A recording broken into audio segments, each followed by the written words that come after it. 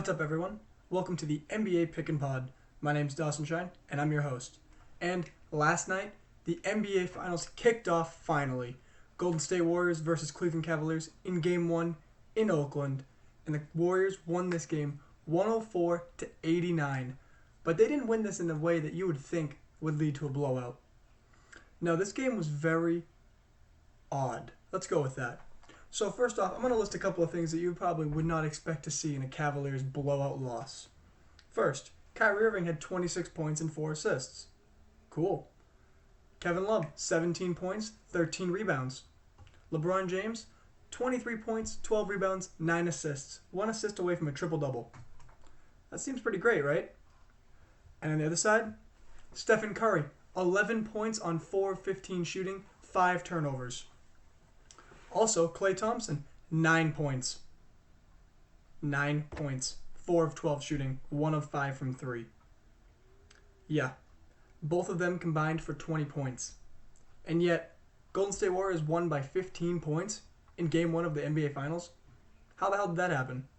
Well, we're going to get into it today, because this was a very odd game that I don't think I've seen in a while from the Cavaliers or the Warriors. And I've never seen it from the Warriors bench, really. They're known to play very good, and they have a very deep bench, but man, did they prove it last night. Holy crap. First off, Shaun Livingston had the same amount of points as Steph Curry and Klay Thompson combined. He had 20 points on 8 of 10 shooting. That's ridiculous. He had 4 rebounds, 3 assists, and no turnovers. An absolutely incredible game off the bench from him. Also, Andre Iguodala, 5 from 9, 2 of 4 from 3. He had 12 points, 7 rebounds, 6 assists. And Leandro Barbosa, the Brazilian Blur, came in with 11 minutes on the court, and he put up 5 for 5 shooting, 11 points. Absolutely incredible bench contributions from them. And in total, their bench had 45 points, while the Cavaliers bench had a grand total of 10. Yep, 10 points. 1 of 5 shooting from 3 from the bench, and just horrible shooting overall. They didn't contribute anything. That's pretty crazy to think about. 45-10 outscored from the bench, which is really what led to this blowout loss, despite the fact that the Cavaliers had great contributions from their best 3 players, and the Warriors couldn't find their best 2. Draymond Green, Harrison Barnes, Andrew Bogut, they all played pretty well as well. It was basically everyone except for Steph Curry and Klay Thompson contributing in this game. And it was huge. But how did this game actually unfold? That's what you may be wondering right now. And I'm going to talk about it before I break down how the game unfolded the way it did. So, first of all, the Golden State Warriors came out pretty strong in the first quarter, getting a 28-24 lead. And then building on that lead in the second quarter, going up by 9 at halftime, 52-43. But it was closer than that, really. The Warriors had a bunch of threes and a bunch of shots at the end of the first half in order to build their lead up to 9 at halftime, including a Draymond Green 3 with about 20 seconds left in the first half that helped push that lead from 6 to 9, which is a pretty big difference mentally. But the Cavaliers didn't go into the third quarter feeling mentally wounded and ready to quit. No, they came out firing, especially LeBron James, who came out trying to run the offense properly, playing intense defense everywhere on the court, helping to switch, helping to cover Curry, including disrupting him a bunch in the third quarter and getting turnovers, and just playing overall great. And it set up a fantastic, slow grind back into the game where the Cavaliers, with LeBron James on the court, took the lead with 4 minutes left on a Love putback, and then helped go back and forth with the Warriors for the next 3 or 4 minutes or so, until Livingston took the lead 69-68 with a minute 30 left in the third quarter, and the Warriors never let up after that. LeBron James was subbed out once the lead was 71-68 Warriors with about a minute left in the third quarter, and after that, Iguodala hit a 3, pushed the lead to 6, and then LeBron kept on the bench for the beginning few minutes of the fourth quarter, while the bench for the Warriors dominated. Iguodala hit jumpers, Barbosa was hitting shots, Livingston was hitting shots, and all of a sudden, the lead was 14 when LeBron James went back in the game with 9:37 remaining in the fourth quarter. And by that point, it was just so difficult to overcome because every time the Cavs went at them, and tried to get within a couple points, like 10, maybe even get it down to single digits, the Warriors would make a shot. Livingston would take a pull-up mid-range contested jumper right in the face of someone like J.R. Smith or Iman Shumpert or Kyrie Irving. Or he'd get to the line. He got more points like that. Green was getting free throws. Iguodala was getting dunks. And then right near the end, when the lead was cut all the way down to 11 points with about 3:30 left in the game, and it looked like the Cavs might make a final run, Curry hit a three, Thompson hit a three back-to-back, pushed the lead to 17, and then it was over. The Warriors bench helped start the second and fourth quarters and spark those runs that really pushed this game out of the Cavaliers' reach. Especially in the fourth quarter, they went blow for blow and built that lead up to insurmountable amounts. And they did it all when LeBron James was on the bench. The minute he subbed out in the third quarter, it was a 22-5 run by the bench of the Warriors versus the Cavaliers. And that was not the Cavaliers bench. That was the Cavaliers offense just without LeBron James. But without him, they went stagnant. They couldn't get good shots. They missed the shots they did take, turning the ball over, weren't rebounding as well, and overall just lost the game. And it was very interesting to watch Livingston and Barbosa, Barnes, players that really get written off as just great pieces on the Warriors team, but not huge. Even Iguodala, especially, who was Finals MVP last year, they just came up huge in the fourth quarter, going blow for blow and constantly pushing the lead to a higher and higher number. It was very impressive to watch. And really, if you want to talk about just the narrative of it, their bench just played bigger in this game.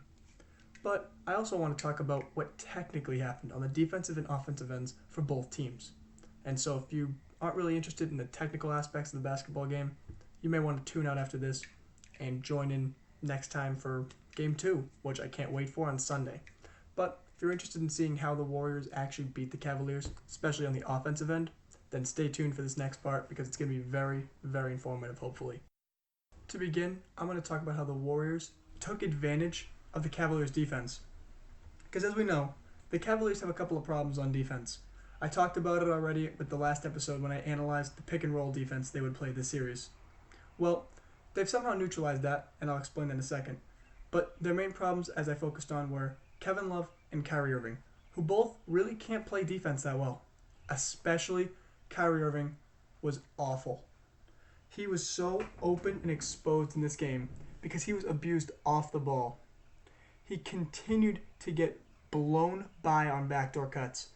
Like, he wasn't just getting tossed around by taller mismatches like Sean Livingston and Harrison Barnes, who did in fact toss him around a ton. He was also getting blown by and just caught unaware on defense because players would just cut right to the hoop backdoor and he'd be lost in nowhere land, not paying attention. I mean, he's got to get the fairies out of his head and focus in on his defensive assignment if he wants to actually be a contribution in this game. He put up 26 points and yet was a -9. He was awful on defense. It was so bad and it was so difficult to overcome that. And then Kevin Love. Now, he didn't play terrible defense, we'll say, but the reason why was because LeBron James and Kevin Love had a great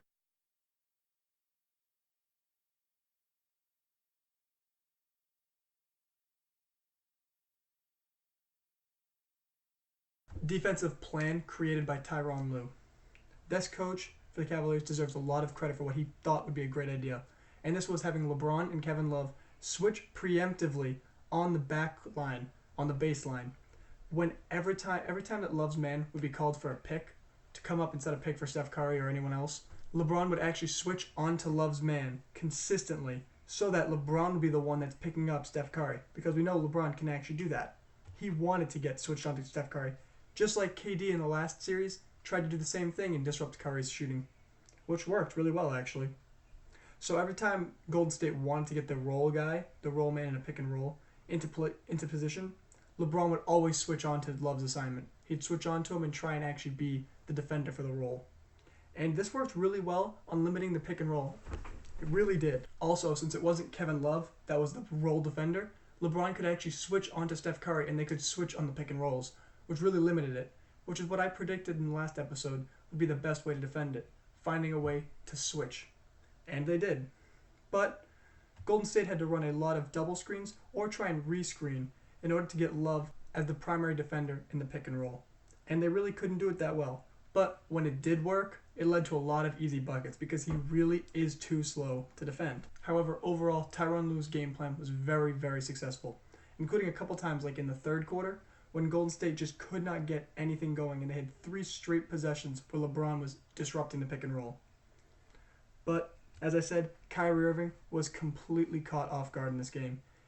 Whether it was getting shot over by Shaun Livingston, who made some amazing mid-range shots, or Harrison Barnes taking him right to the hoop, or just cutting backdoor over and over. Also, Dellavedova struggled a lot on the defensive end. We know him very well as a great defender. He was so gritty last season in the NBA Finals against Steph Curry, but in the game 1, he was actually looking very lost, and he kept getting caught when they were trying to switch on a pick and roll, or whenever they did a down screen to try and get a shooter open, he kept getting caught on it, not fighting over it properly, just seeming like he wasn't paying attention that well, which cost them a lot. That backcourt defense was what really cost the Cavaliers this game, because LeBron was really fighting to keep up for any deficiencies in any other area of the game. But he can't guard both Dellavedova, Kyrie's man, JR's man, can't do it all. And on the other side of the ball, the Cavaliers' offense turned into a stagnant, ISO-heavy, post-up offense. Kevin Love took 17 shots, only 5 of them were threes, and he had so many times where he was just put on the block, given the ball, and told to go to work. Now, that's great and all. He's a great player, but the problem is the Cavaliers can really disrupt the Warriors' defense by doing a high pick and roll with LeBron and Kyrie, or LeBron and Love, a 4-5 pick and roll. Very difficult to defend because both Love and LeBron can be pretty quick on offense, whereas it can lead to a lot of mismatches for the Warriors' defense. But they didn't run that. They ran a very slow post-up and ISO-intense offense that did not work very well, and it didn't punish the Warriors in the right areas. It just led to a slower offense, a stagnant offense, and it allowed Golden State Warriors to set their defense just to prepare for this kind of offensive attack and offensive game plan. Also, whenever they did post up, the Cavaliers, like LeBron James when he went to post up on the high block, they would always try and dig, which means that the defenders that were not the primary defender on LeBron James would reach in and try and disrupt his dribble as he put the ball on the floor, which prevented him from really getting into the middle of the paint and collapsing the defense. That way, there was very tough shots for the outside players to make if they got the ball. Plus, even when the defense did collapse and the shooters like J.R. Smith or even Dellavedova were on the outside shooting threes, they could not seem to hit their shots, even when they were open. Dellavedova passed up multiple three-pointers just to drive into the paint and put up one of those ridiculously bad floater/alley-oop shots he does. You can't be passing up those open threes. Also, J.R. Smith took a total of 3 shots in this game, all from 3. Only made 1 of them, and really needs to be more aggressive and let the ball just fly in the next game.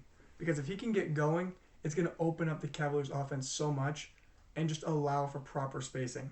But he needs to get the ball and he needs to score. And in order to do that, I think there needs to be some more high pick and roll by the Cavaliers to get the ball and LeBron into the paint so he can pass it out after the defense collapses and get some wide open threes. Get people like Channing Frye a good look and get him going, even Iman Shumpert. But that's all for Game 2, which is on Sunday at 8 p.m. Eastern Time, and I cannot wait to watch it, and I hope you all feel the same way. But this is all for tonight's episode. I hope you enjoyed, including the breakdown and just the rundown of the game from last night. If you did enjoy, please leave a like, subscribe, and leave a comment saying what you felt like happened in this game. Your own opinions. I'd love to read them. Thanks, everyone, and have a great night.